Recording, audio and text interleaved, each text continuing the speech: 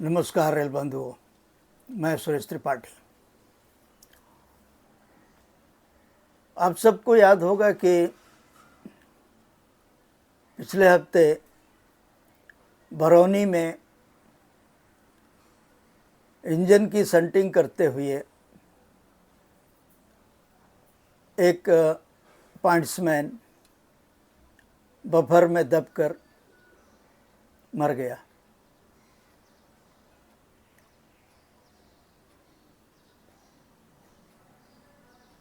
इसकी जो joint report है, जॉइंट फाइंडिंग रिपोर्ट है, वो काफ़ी वायरल हुई सोशल मीडिया पर। हमने भी उस संदर्भ में कुछ लिखा है अपने एक्स हैंडल पर। ये बहुत दुखद, दुर्भाग्यपूर्ण और कष्टदायी रहा। ये देखना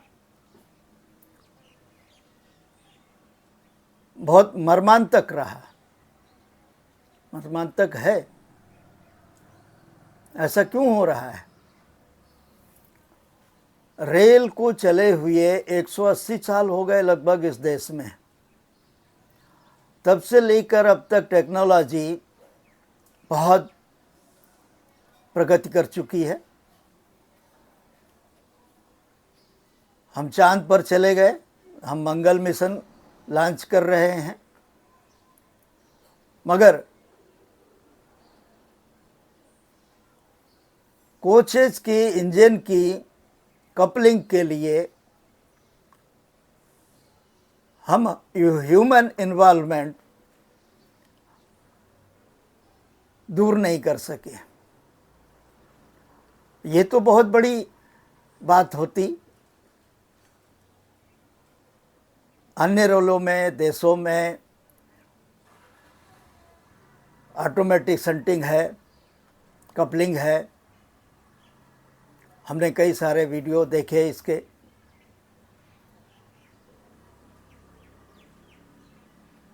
उस पर आज तक भारतीय रेल पर विचार नहीं हुआ। वहाँ तक सोचने की तो छोड़िए, आरडीएसओ या हमारे जो रेल के बहुत काबिल इंजीनियर हैं, ख़ास तौर पर मैकेनिकल इंजीनियर, वो एलएचबी की कपलिंग का झटका नहीं दूर कर पाए। ऐसी बहुत घटनाएं हुई, देखने में आई, जब इंजन में ब्रेक लगते ही कोचेज में बैठे लोग आगे लुढ़क गए, उनकी चाय छलक गई, वो एक दूसरे से उनके सिर लड़ गए, कुछ तो बर्थ से नीचे गिर पड़े। नीचे की बर्थ पर लेटा हुआ आदमी नीचे गिर जाता है, इतना बड़ा झटका लगता है कपलिंग का, ब्रेक का। तो जब ये नहीं ठीक कर पाए हम आज तक, कारण जो भी रहे हों, आप इंजीनियर हैं, अपने आप को कॉलर टाइट करके इंजीनियर बोलते हैं, तो ये आपकी जिम्मेदारी है कि इस समस्या को दूर करें। वो तो आप नहीं कर पाए। उसके बावजूद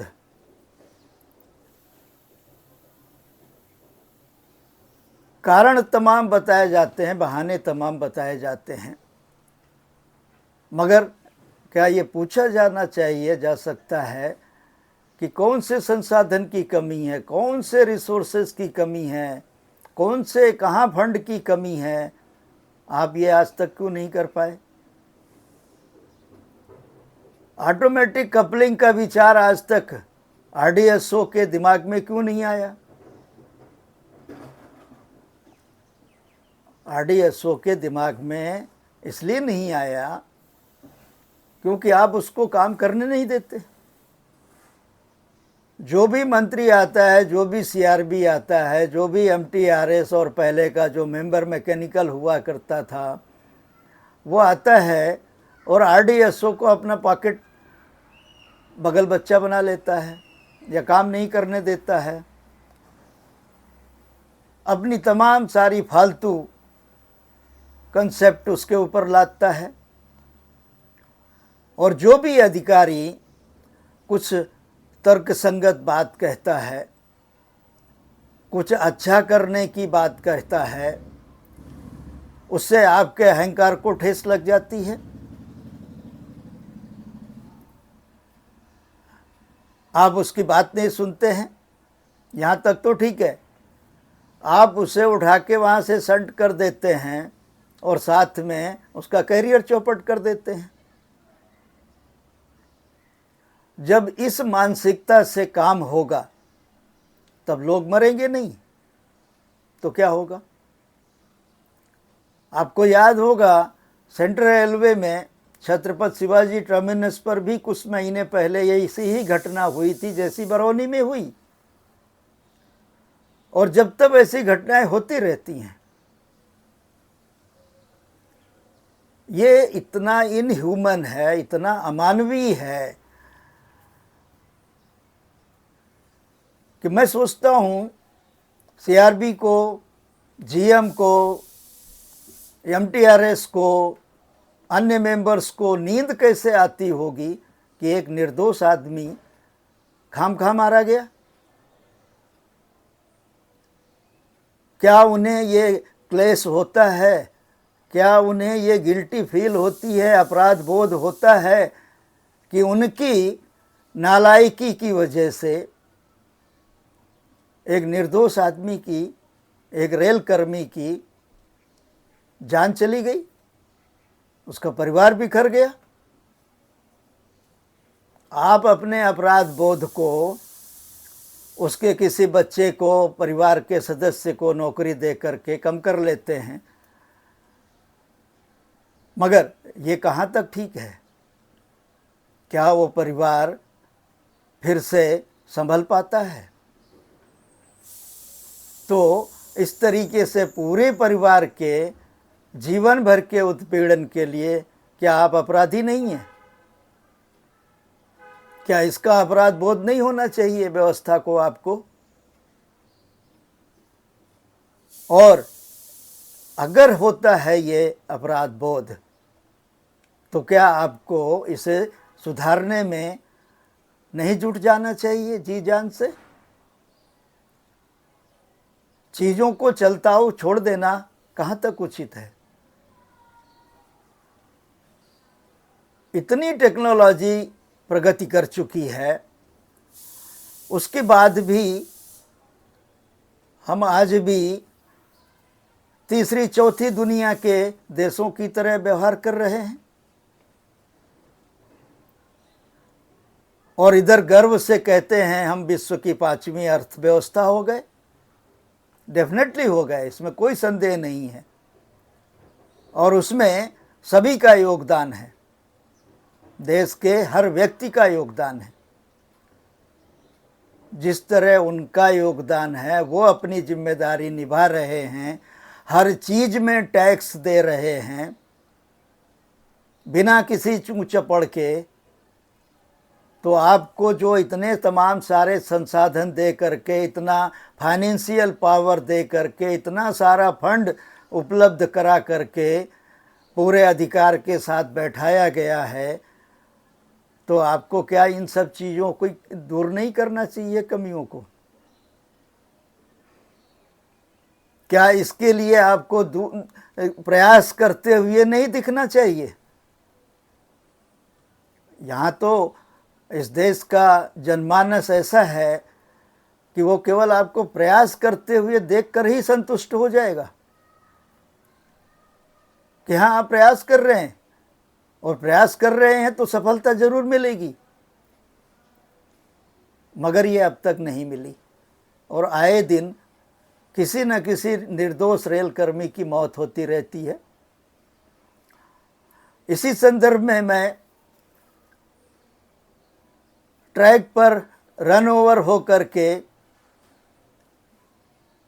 असमय मर जाने वाले जो फील्ड के कर्मठ रेल कर्मी हैं, ट्रैक मेंटेनर हैं, ईएसएम हैं,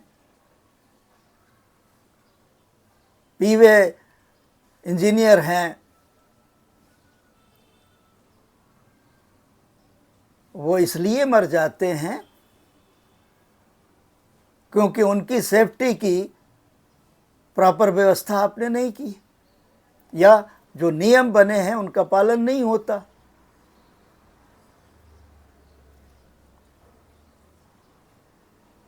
तो जब तक आप नीचे लेवल तक जिम्मेदारी नहीं तय करेंगे और खुद अपनी जिम्मेदारी महसूस नहीं करेंगे, तब तक ये जो निर्दोष रेलकर्मी आए दिन ट्रैक पर रन ओवर हो रहे हैं, ये बंद नहीं होगा।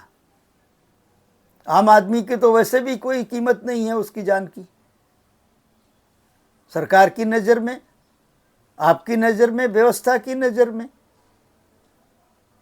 क्योंकि जब आप अपने ही कर्मचारी की रक्षा नहीं कर पा रहे हैं, सुरक्षा नहीं कर पा रहे हैं, आम आदमी को आप कैसे सुरक्षा उपलब्ध करा पाएंगे? ये एक बड़ा सवाल है। आपको सोचना चाहिए, मानवीय आधार पर सोचना चाहिए, व्यवस्था के आधार पर सोचना चाहिए, और जो तमाम संसाधन सुविधाएं, बड़े बड़े वेतन, बड़े बड़े पद पर देकर बैठाए गए हैं आप, उसके परिप्रेक्ष्य में भी सोचना चाहिए, क्योंकि आम आदमी इसी तरह सोचता है।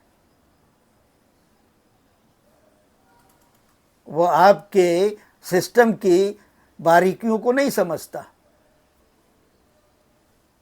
वो सीधी बात करता है, वो सीधी बात जानता है और सीधी बात कहता है, जो आपको बुरी लगती है, व्यवस्था को बुरी लगती है, सरकार को बुरी लगती है। वो इसलिए लगती है क्योंकि आपके अंदर कहीं न कहीं उस गैर जिम्मेदारी का अपराध बोध है, होता है, इसलिए आपको बुरा लगता है। तो ये बुरा ना लगे इसलिए क्या आपको व्यवस्था को चाक चौबंद नहीं करना चाहिए? लोगों की जान बचाई नहीं जानी चाहिए? हमें ये कहने में भी शर्म आती है कि ट्रैक मेंटेनेंस को, लाइन पर काम करने वालों को सेफ्टी जैकेट उपलब्ध नहीं कराए गए।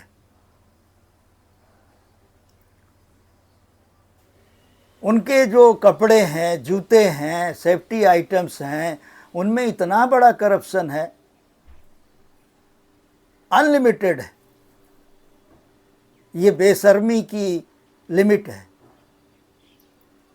अभी हाल ही में एक ट्रैक मेंटेनर ने ट्रैक पर खड़े होकर के अपना जूता दिखाया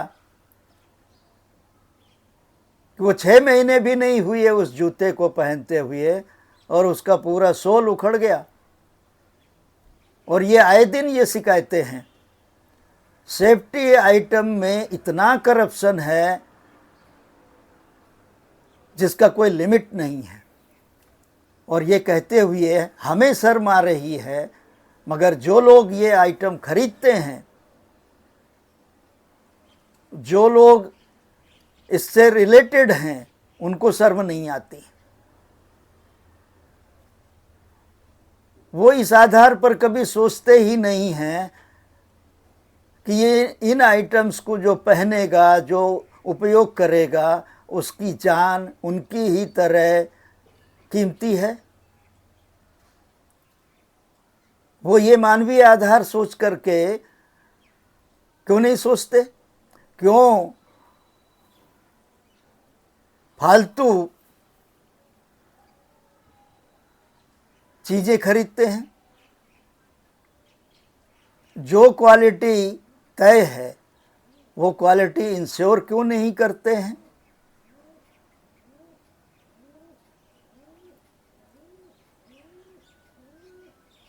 क्या ये सवाल नहीं पूछा जाना चाहिए? और जब ये सारी चीज़ें डीआरएम के,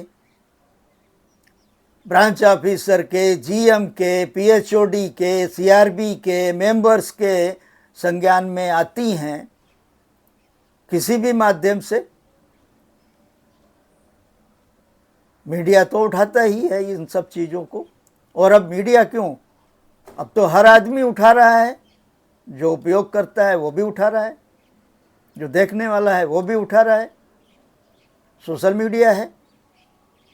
तो आप क्या करते हैं, आप क्या एक्शन लेते हैं? आप उन लोगों को क्यों नहीं उठा करके सरेआम टांग देते हैं जिन लोगों ने इन बिना क्वालिटी का इंश्योर किए इन चीज़ों को खरीदा?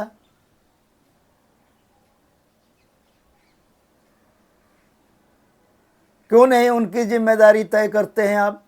और उनकी जिम्मेदारी आप तय नहीं करते हैं, इसका मतलब है उन सब चीज़ों के लिए सबसे ज़्यादा जिम्मेदार आप हैं।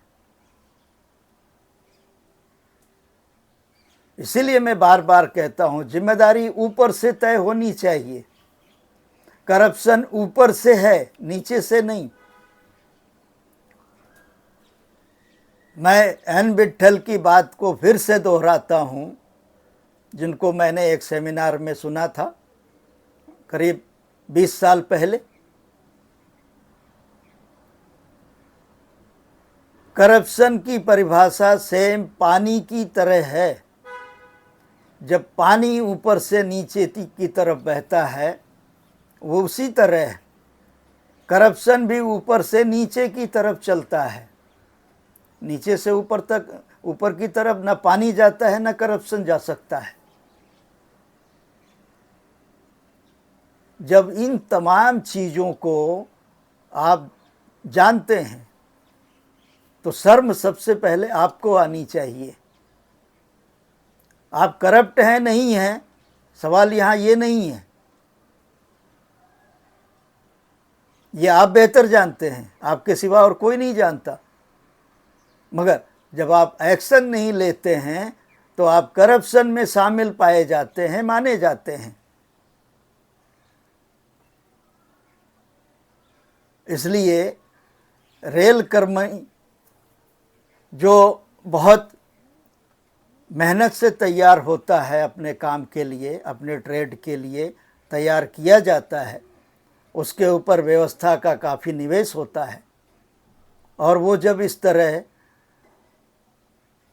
सिस्टम की लापरवाही से बेमौत मारा जाता है, असमय मारा जाता है, निर्दोष मारा जाता है, तब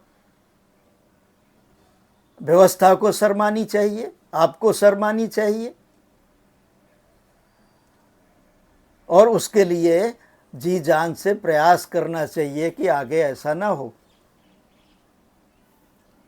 मेरा आप सबसे पुनः निवेदन है कि ऐसी तमाम घटनाओं को पुरजोर तरीके से सोशल मीडिया में प्रचारित करें, डालें, व्यवस्था के संज्ञान में लाएं, हमारे भी संज्ञान में लाएं।